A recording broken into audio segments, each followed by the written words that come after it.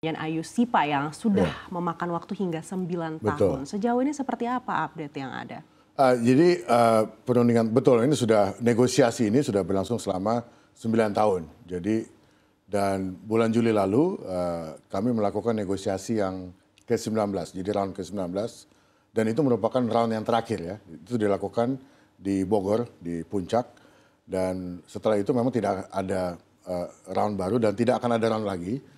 Dan sekarang ini kedua chief negotiator dari kami dan juga dari EU bertemu setiap hari melalui Zoom untuk mencoba untuk mencari common ground dari beberapa isu yang memang belum bisa disepakati. Sebetulnya ini sudah hampir selesai, betul dikatakan oleh Menko Airlangga, ini sebetulnya sudah 90% selesai.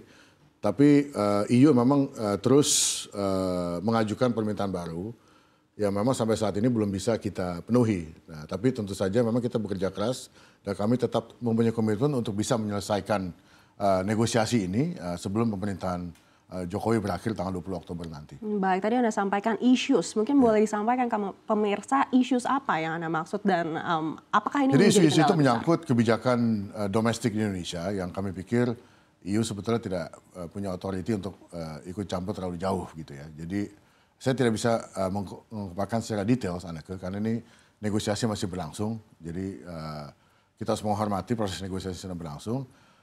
Tapi yang jelas memang kedua kami juga dari pihak kami chief negotiator dari pihak kami mencoba untuk bersikap fleksibel dan pragmatis, tapi tentu saja tidak mengorbankan kepentingan nasional kita.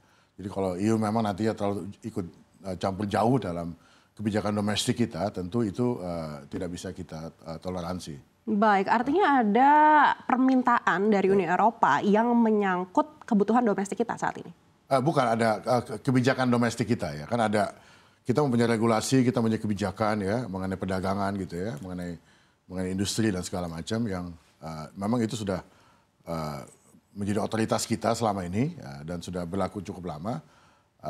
Dan memang ada permintaan EU untuk bisa merubah kebijakan tersebut yang tidak bisa kita penuhi gitu ya sampai sekarang gitu. Nah, tapi memang tentu kita melakukan negosiasi terus kedua chief negotiators dan mencoba mencari common ground dengan sikap fleksibel, tapi tentu saja seperti saya katakan tadi tidak mengorbankan prinsip-prinsip dasar kita dalam bernegosiasi. Baik, pemerintah melihat sebesar apa sebenarnya pasar Uni Eropa ini?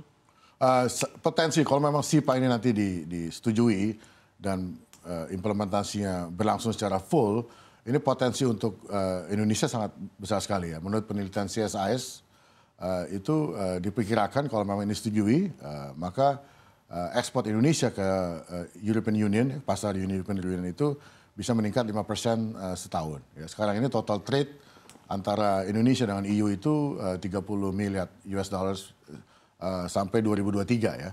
Nah, kita bandingkan dengan Vietnam, Aneka. Vietnam itu sudah beberapa tahun terakhir ini, 5 tahun terakhir ini memiliki CEPA, ya, Comprehensive Economic Partnership Agreement ini dengan EU. Dan total trade mereka, padahal negara itu jauh lebih kecil kan dari Indonesia, dengan EU itu sekitar 60 miliar US dollars sampai tahun lalu.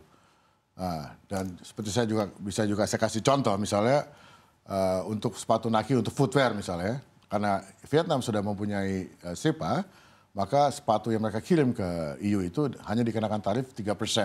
Dan itu secara incremental makin lama makin turun menjadi 0. Sedangkan sepatu yang kita kirim ke sana, ya, seperti contohnya sepatu Nike ya, karena Vietnam dan Indonesia itu adalah dua produser sepatu Nike terbesar di dunia. Nah, sepatu Nike yang kita kirim ke EU itu sekarang dikenakan tarif antara 7 sampai 11%. Jadi itu besar sekali. Jadi makanya Nike buatan Indonesia itu belum bisa berkompetisi dengan Nike buatan Vietnam.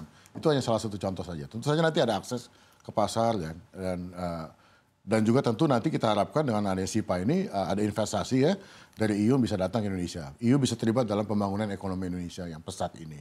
Dan ada transfer of knowledge, transfer of technology dari EU ke Indonesia.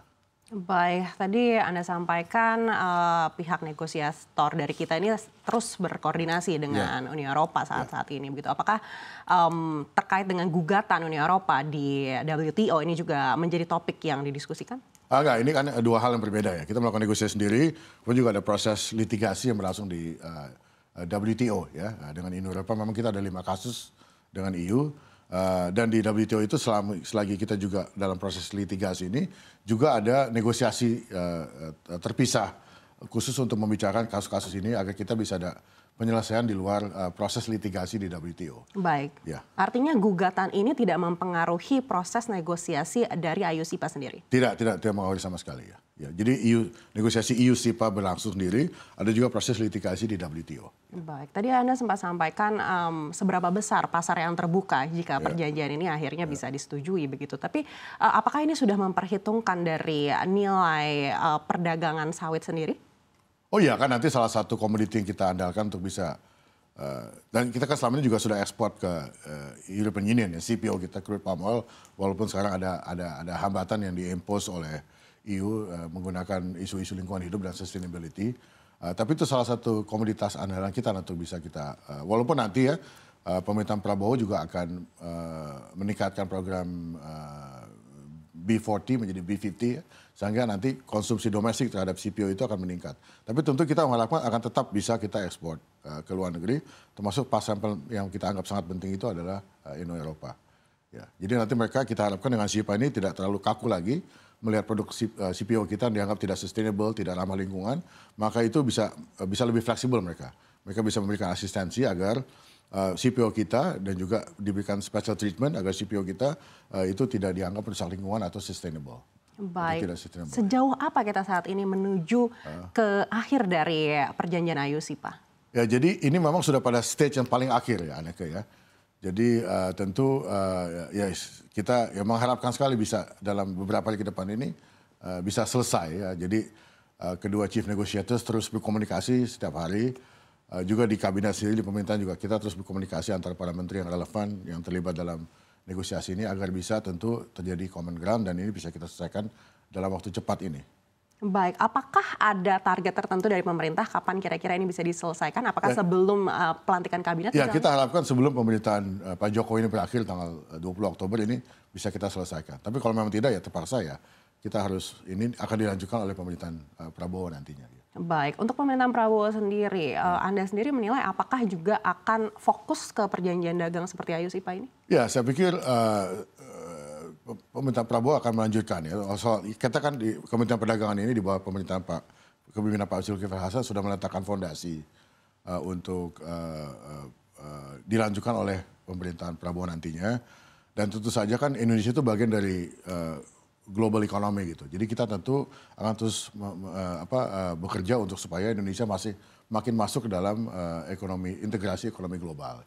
Tentu salah satu caranya adalah dengan melakukan menandatangani berbagai perjanjian dagang dengan berbagai negara atau berbagai common market seperti EU dan ada lagi nanti GCC dengan negara Arab ya.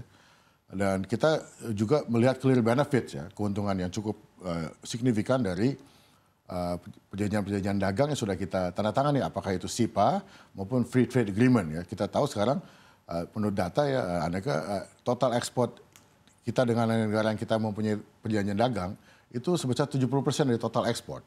Dibandingkan dengan negara yang tidak mempunyai perjanjian dagang itu hanya sekitar 30%. Jadi itu memang benefitnya itu keuntungannya sangat clear dan tidak bisa dibantahkan. Jadi bahwa ini perjanjian dagang itu merupakan tollways ya, seperti dikatakan oleh Menteri Perdagangan Zulkifli Hasan beberapa kali ini merupakan tollways. Jadi dengan gitu memang kita lebih mudah untuk mengirim barang-barang kita untuk diekspor ke berbagai destinasi.